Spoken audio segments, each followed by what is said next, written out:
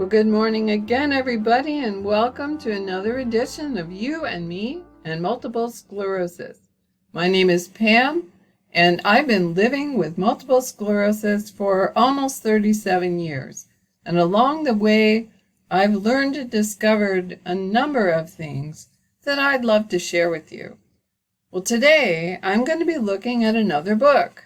Okay, this is a book called The Journal of a Disappointed Man by W.N.P. Barbellion. A very interesting book indeed. It was published, well, actually it was originally intended as a sort of diary or journal that was kept by a young man starting when he was 13 years old and continuing more or less uninterrupted until his death in 1919. So if you're a history buff at all, you know that surrounds the First World War. He was only about 30 years old, which tells you a number of things. First of all, the style, the writing style, is kind of different from what we're used to today.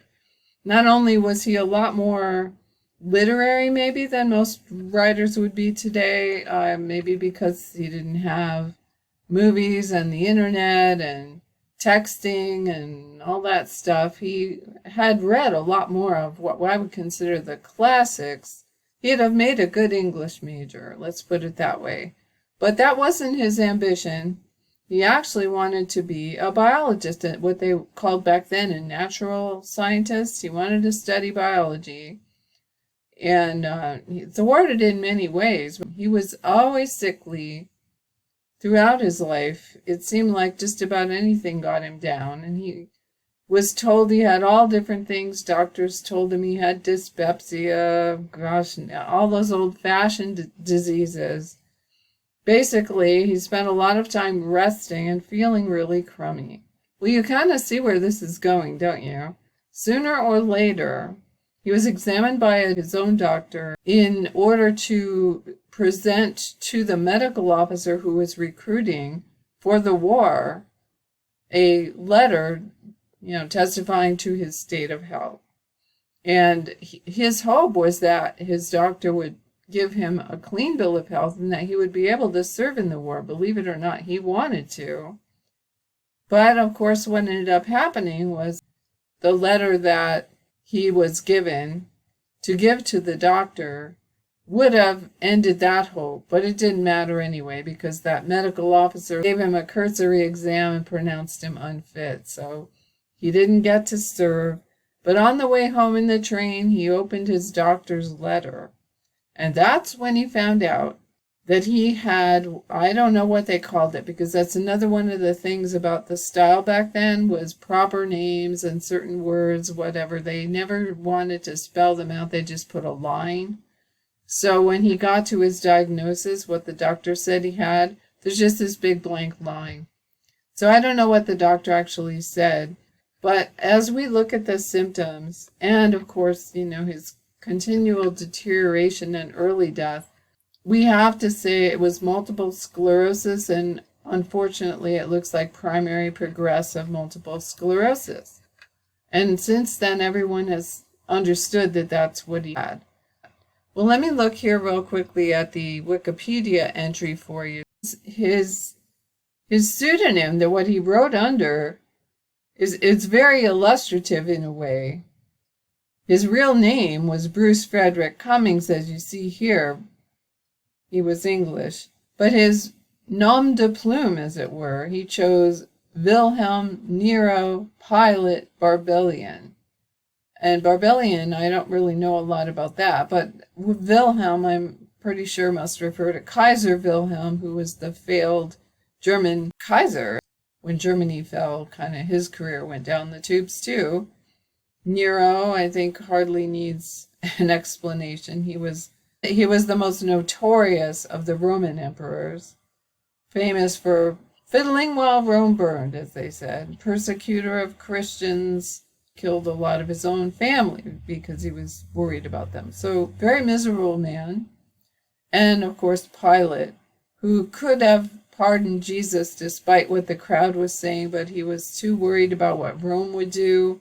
if he wasn't able to keep the Jewish population happy, so he gave in and was very miserable about that. So all three of those names are the names of people who were very unhappy, but also people to whom history has not been particularly kind. So I wonder if there was something in there of that too, when he chose that pseudonym. He was struggling, I think, always to make sense of his life. He was very ambitious, and yet he had to make a life for himself that did not include the things that he had hoped he would have. Here's a statement from the Wikipedia entry on W.N.P. Barbellion. It is also the book. It is also much admired by many sufferers of multiple sclerosis as a frank and eloquent portrayal of their struggle, and numerous MS societies and charities have recommended or even published copies of the book to encourage greater understanding among sufferers and non-sufferers alike.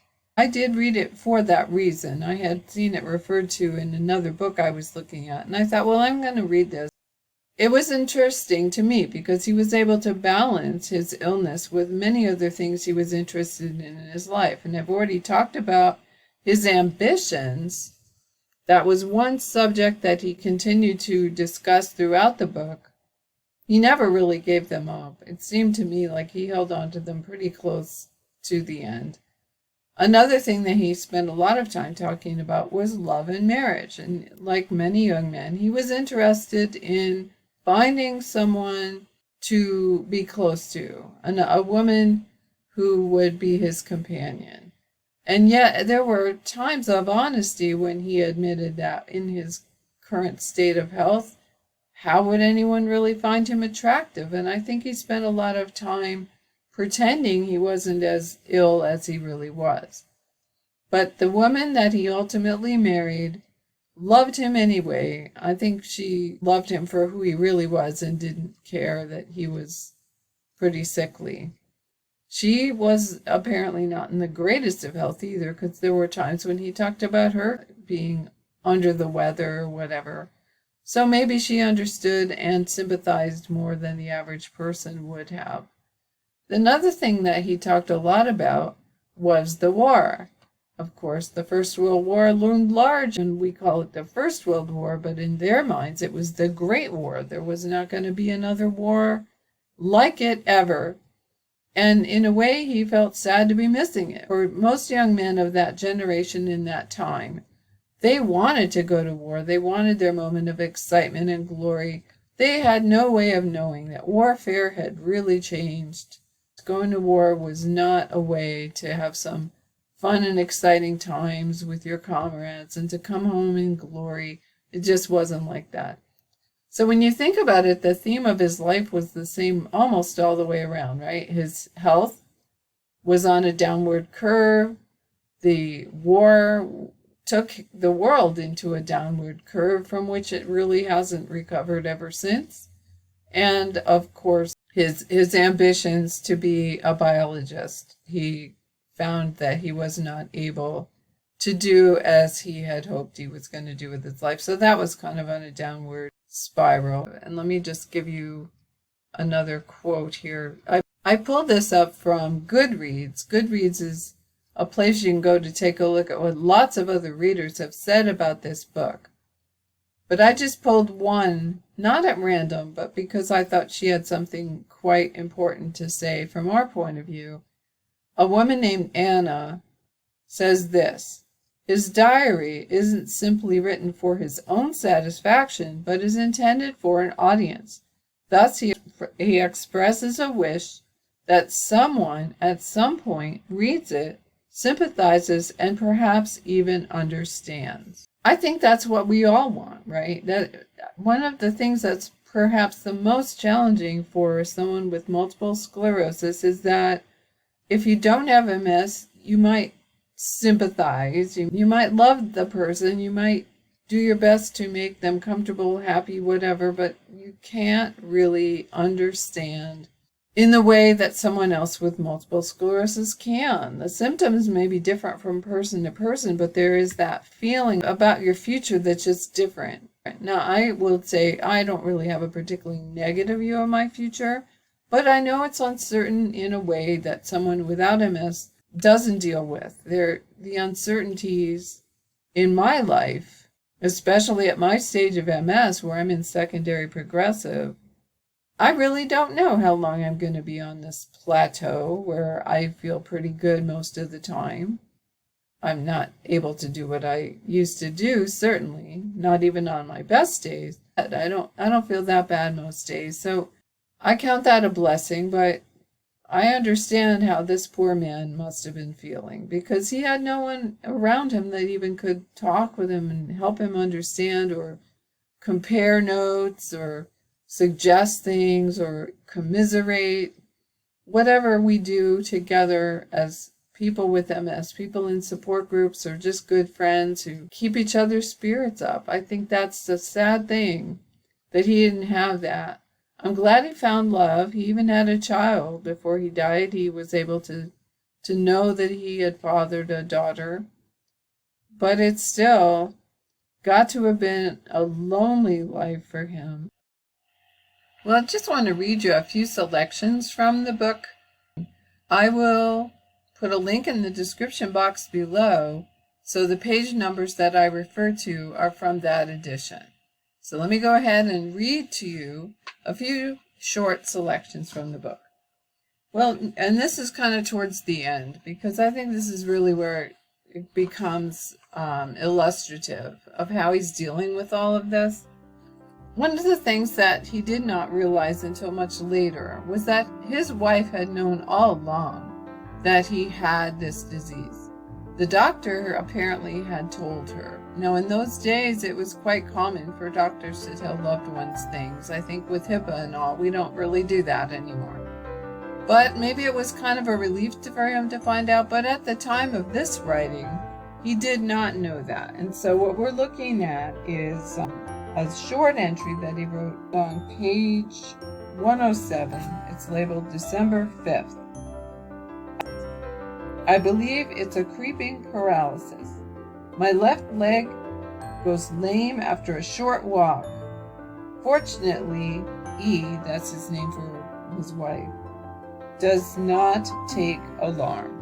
And I think that really speaks a lot to her because, she knew what he had and she knew what his prognosis was, but she still loved him and was there to support him. And here's another one where he's kind of coming to terms with having this disease and what it's doing for his life. But I'm interested in his introspection and the tone that he takes here. It is on page 88. It is a strange metempsychosis, this transformation of an enthusiast, tense, excitable, and active, into a skeptic, nerveless, ironical, and idle. That's what ill health can do for a man.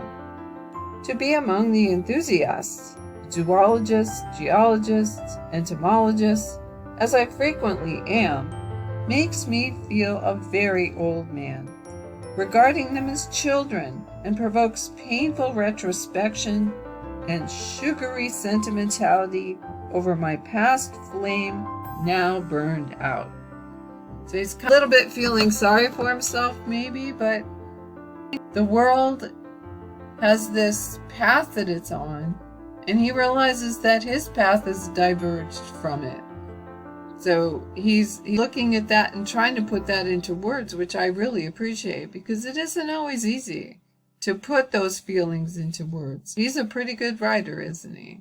Another entry that I found particularly worthy of reading. It's kind of near the end. Since the fateful November 27th, which is when the doctor gave him the diagnosis, my life has become entirely posthumous. I live now in the grave and am busy furnishing it with posthumous joys. I accept my fate with great content. My one-time restless ambition lies asleep now, My one-time furious self-assertiveness is anesthetized by this great war.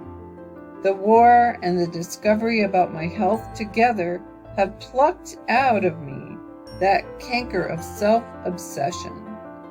I sit at home here in this country cottage in perfect isolation, flattened out by a steam hammer, though it took Armageddon to do it, yet as cheerful and busy as a dormouse laying up store for the winter. For I am almost resigned to the issue in the knowledge that someday someone will know. Perhaps somebody will understand, and immortal powers even sympathize. The quick heart quickening from the heart that's still. His journal was probably quite a consolation, because I think in writing it, it sounds like he's envisioning the future reader, and he's envisioning perhaps more understanding than is possible in his own time and setting. And certainly now as we read it and we recognize what he was going through. Well, I would recommend reading this book, certainly. It's available on Amazon in paperback now, and probably from other places too.